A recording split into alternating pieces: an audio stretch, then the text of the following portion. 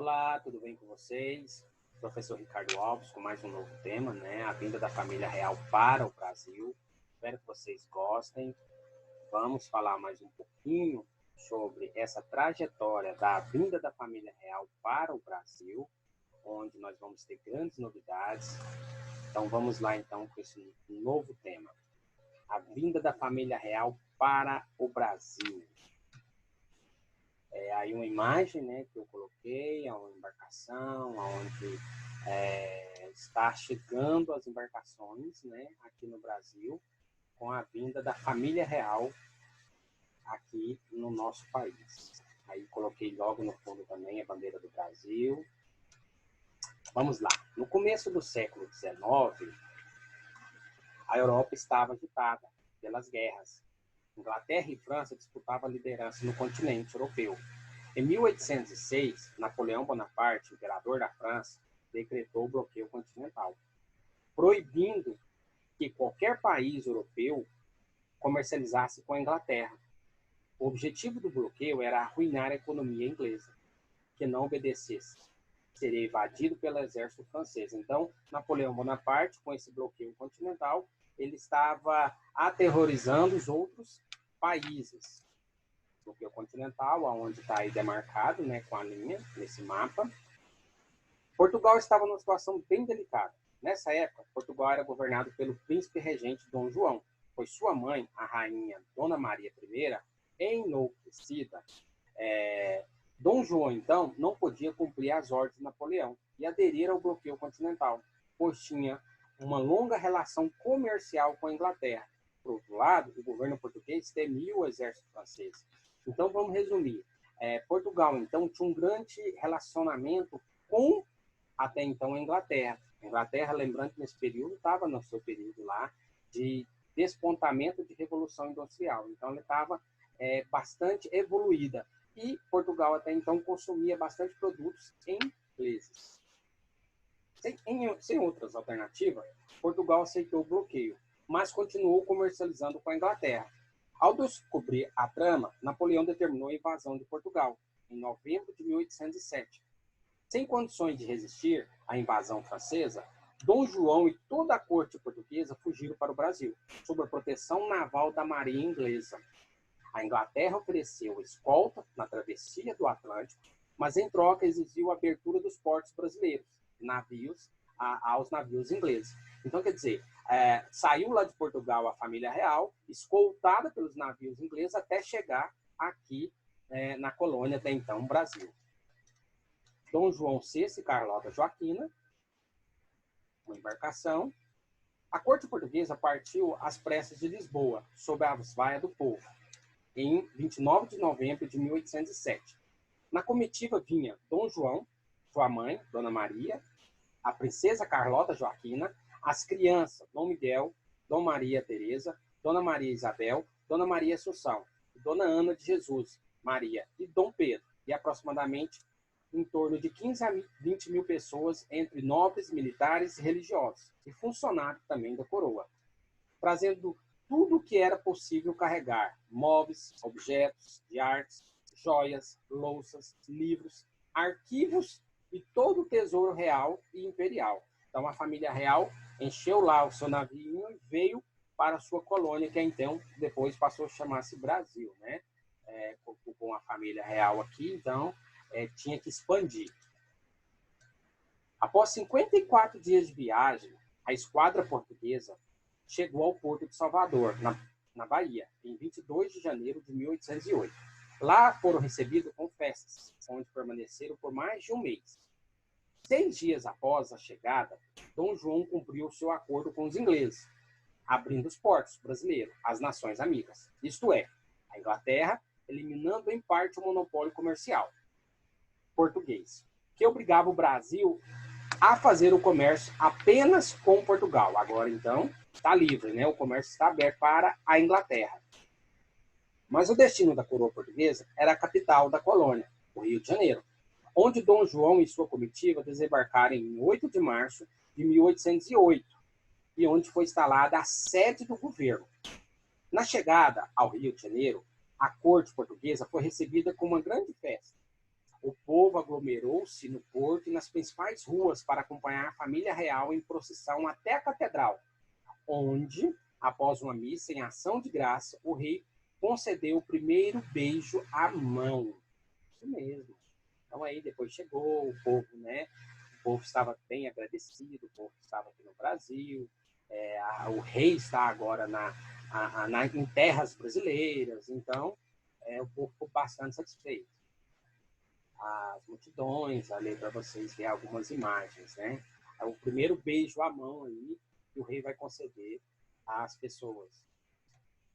No Rio de Janeiro, em 1808, a transferência da corte portuguesa para o Rio de Janeiro provocou uma grande transformação na cidade.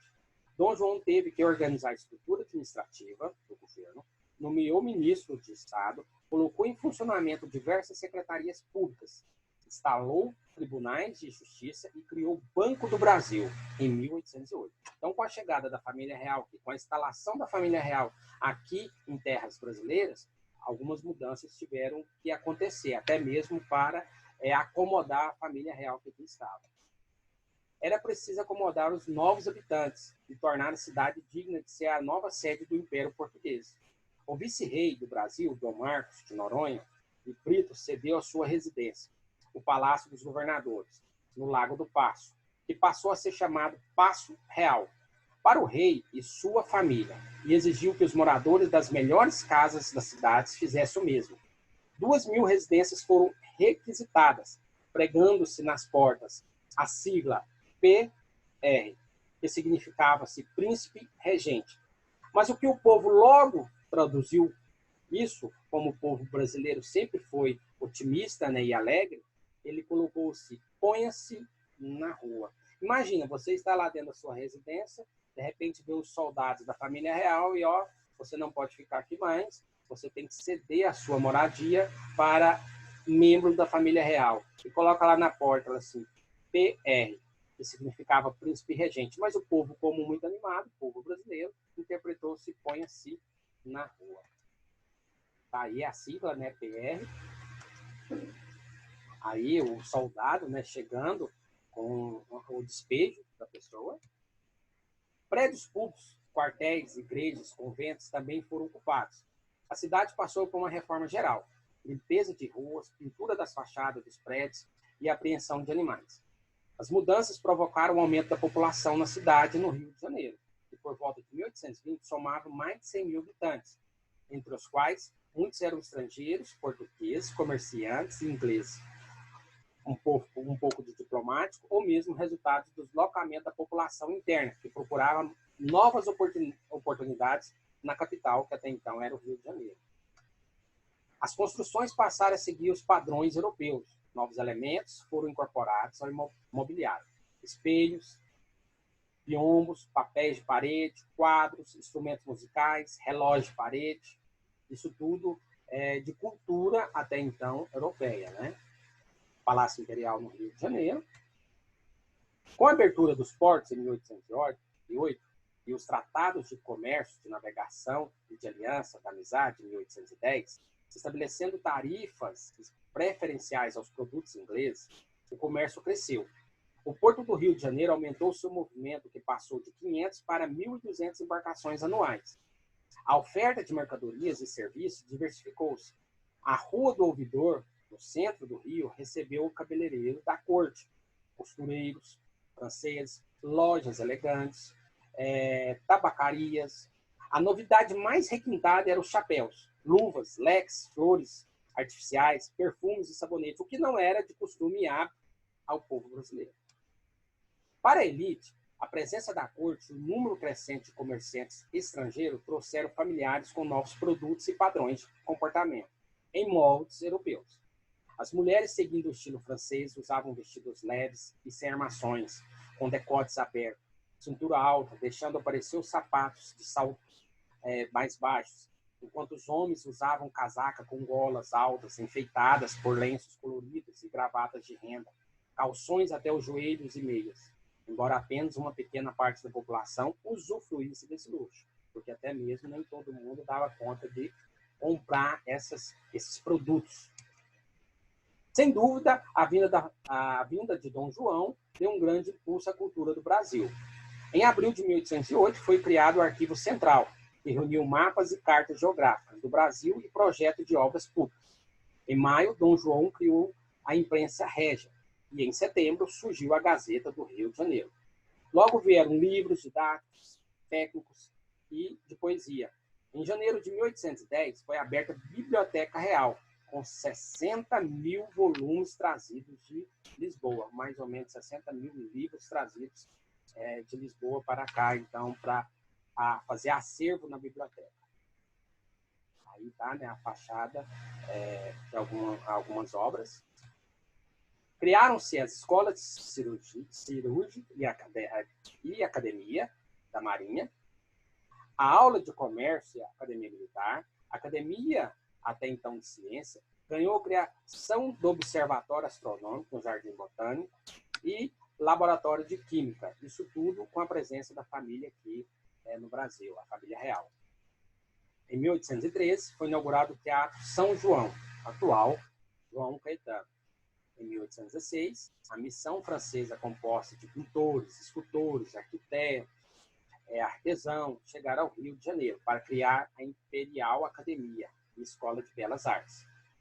Em 1820, foi a vez da Real Academia de Desenho, Pintura, Escultura e Arquitetura Civil. Ao teatro aí, né, de São João, Teatro Municipal do Rio de Janeiro. A presença de artistas estrangeiros, botânicos, zoológicos, médicos, etnólogos, geógrafos e muitos outros, que fizeram viagens e expedições regulares ao Brasil. Trouxe informações sobre o que acontecia pelo mundo e também tornou este país conhecido por meio dos livros e artigos em jornais e revistas que aqueles profissionais publicavam. Foi uma mudança profunda, mas que não alterou os costumes da grande maioria da população carioca, compostos de escravos, trabalhadores, assalariados. Em 1818, com a morte da rainha Dona Maria I, a mãe de Dom João, então, foi proclamado e coroado Dom João VI, rei de Portugal e do Brasil.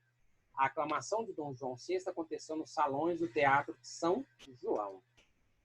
Com a vitória das nações europeias contra Napoleão, em 1815, ficou decidido que os reis de países invadidos pela França deveriam voltar a ocupar os seus tronos. Dom João e sua corte não queria retornar ao empobrecido Portugal. Então, o Brasil foi elevado à categoria de Reino Unido de Portugal e Algarves, uma região sul de Portugal. O Brasil deixava de ser colônia, agora, de Portugal, e adquiria a sua própria autonomia administrativa. Em 1820, houve em Portugal a Revolução Liberal do Porto, terminado com o absolutismo iniciado com a monarquia constitucional. Dom João deixava de ser monarquia absoluta e passava a seguir a Constituição do Reino. Dessa forma, a Assembleia Portuguesa exigia do retorno ao monarca, até então a Portugal. O novo governo português desejava a recolonização do Brasil, retirando a sua autonomia econômica. Somente em 26 de abril de 1821, Dom João VI, cedendo às pressões, volta até então a Portugal, cedendo as pressões ao povo de Portugal, né? Então, para não perder o seu reinado aqui, deixa seu filho, Dom Pedro, que era ainda menor de idade, né, como príncipe regente do Brasil. Então, a gente vai perceber que com a vinda da família real aqui para o Brasil, nós tivemos várias modificações. Lembrando que Dom Pedro está aí, né? Quando o Dom João volta para Portugal, ele ainda é menor de idade, mas é isso um pouco resumido a história da vinda da família real para o Brasil. Espero que vocês gostem. Está aí um resuminho da vida da família real para o Brasil. E um abraço e até a próxima.